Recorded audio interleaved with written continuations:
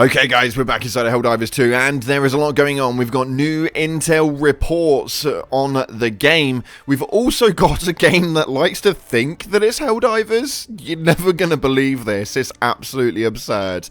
On top of that, we've got a message coming from the CCO, and weapons got bigger in the last update? I have no idea. We're going to dive on into it today. If you haven't already, smash that beautiful blue thumbs up and subscribe with post notifications turned on. It'd be greatly appreciated. On top of that, check out our sponsor, GamerSupps, the leader in gaming, energy, and nutrition that offers gamers and esports athletes a healthy energy choice, helping them to perform to their highest potential. GG is completely keto-friendly, less than 1 calorie, and sugar-free, and comes in a many tasty flavors.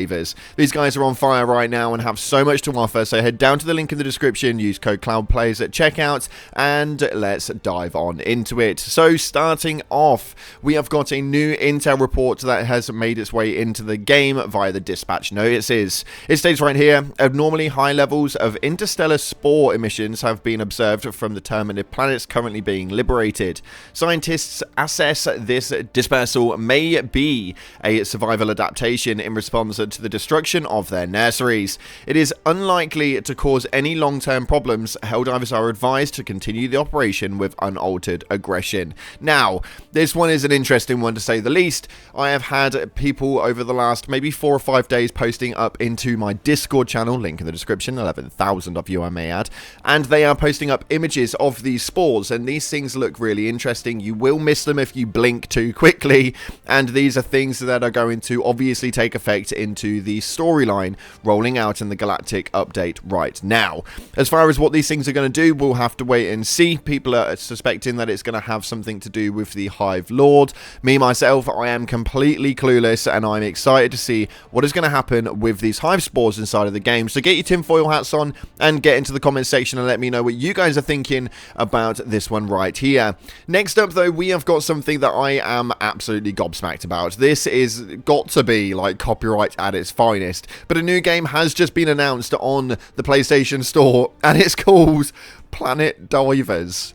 Planet Divers. Fire up your blasters and smash through enemy planet defenses. Now, as you can see on the image on screen, this thing literally looks like a complete copycat and looks like Halo actually gained a cape and dived into a planet. It looks absolutely mental. It looks hilarious, and I cannot believe they're getting away with it. Essentially, though, this is apparently meant to be your first-person story mission cooperative point. This is going to be so funny when it actually releases. I don't know how Helldivers are going to be able to deal with this one, and if they're even able to do anything about it, because this is a straight rip-off. You've got to be completely honest about it. This is a straight rip-off and absolutely disgusting behavior from the current development team that have actually launched this one out. I don't know what to do about it. I don't know how it's made its way onto the PlayStation Store, but nonetheless, there it is. Moving on, though, we have got some stuff coming from the CCO, Mr. Johan himself.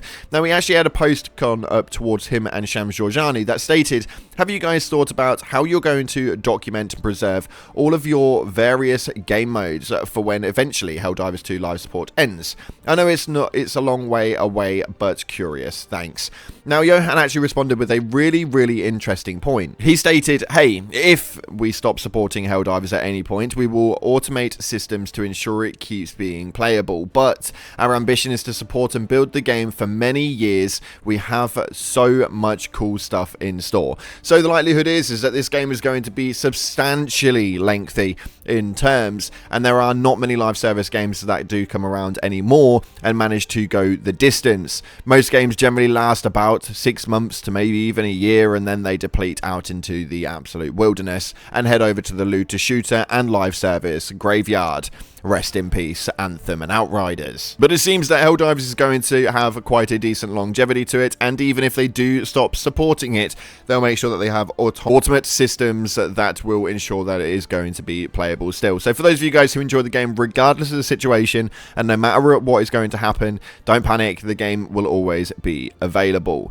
And he makes another response to somebody right here that states, I was thinking about stratagems. What about a different type of eagle? Call in for close air support. A gunship comes in, or a squadron, using Gatling guns to take out enemies like the laser. Upgrades, it could be rockets, napalm, or to take out aerial threats. And the CCO, Mr. Johan himself, responds with, yes, I wanted it for a long time. We'll have to see if and when it comes. So this one's going to be an interesting one as well. We could be looking at whole new stratagem courses with whole new Eagle squadrons. This could be a very, very helpful one, and something that I know a lot of you guys have already speculated. We've seen a lot of these sort of concept arts and stuff like that revolving around Pelican 1 being able to be the one that actually does this, although a lot of people are skeptical on that basis, with Pelican 1 being the extraction point. So we'll have to see if and when they actually bring that one to the fold, but it does seem like a lot of things are in the works for this game. It seems that even though the main controversy around it does seem to stem up every so often, these guys have got a lot of plans in play and a way that they actually want to bring it forward. For me personally, I think that there is going to be an incredible forefront for this game, and I think that realistically, no matter how this one actually pans out, it's going to have a solid player base that is going to be able to withstand everything that it actually has coming its way. I think this game's got quite a decent lifeline on it, and it's likely to see something coming very soon. And to finalize this, we are going to end this on a leak. So before we get into the leak territory, we are doing a giveaway here on the channel. If you guys want to get involved with it, it is so damn simple. All you have to do is make sure you head down to the comment section and stick a flame emoji. Now, what is it you're entering in for? You're going to be going in for a copy of Helldivers 2, and if you've already got the game, don't panic. We're giving the money equivalent in super credits. Hopefully they start updating the store a little bit more soon, and it means that you guys can use those credits on the store products. Or even if you haven't got a war bond, you can make sure you go ahead and purchase those. So stick a flame emoji in the comment section down below, and it will enter you into this. Why is it a flame emoji? Well, for those of you guys wanting to dive on into the final leak here on the video, you guys are going to know exactly why. So, with that being said, let's dive on into the leaks. We have this post up right here, which was posted up a couple of days ago, though.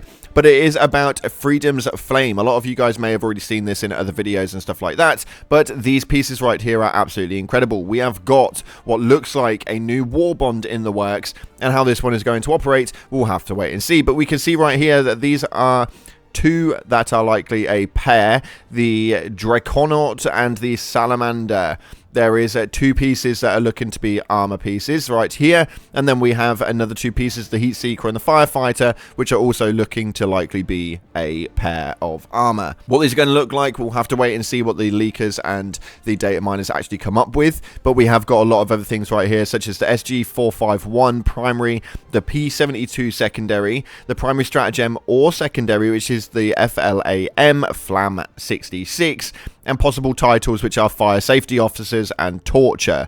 There are unknown things though right here, which it could be an emote, pose, cape or player card called Cookout, Torture and Crisper, with the patterns that have the Safety Orange Shuttle pattern, Safety Orange Hellpod pattern, the Safety Orange Exosuit pattern, with a armor bonus of fire resistant up to 75% fire resistance. The percentage may change, but this is an interesting one indeed, because we need that fire resistance. We've been looking for it, and we've been talking about it quite a bit since the Demolitionist ones actually came out. We were kind of expecting some fire resistance armor pieces and the passive bonuses there and then, and it just didn't seem to materialize. So it's likely that this is what this is going to do with the Freedom's Flame war bond, that hopefully should be taking its play into the next war bond. Whether it will be or not, or whether we'll see something different, we'll have to wait and see. The Viper's Commando war bond did seem to go under the radar, and it didn't manage to get picked up by leakers, although some of the armor sets we had obviously already seen. We didn't know that this was going to be coming like we have done with previous ones.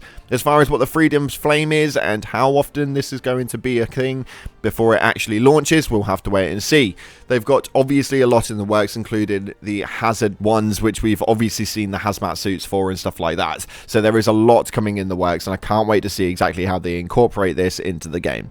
If you haven't already, make sure you're smashing the beautiful blue thumbs up and subscribe with post notifications turned on, because you know full well we've got another upload going up later on. We're back on the 2 uploads a day, and we are going to be diving in as I move into my house at the end of this month. That's right, yeah, this Saturday we move in, and hopefully we can start getting the live streams going and get back onto 2 uploads daily.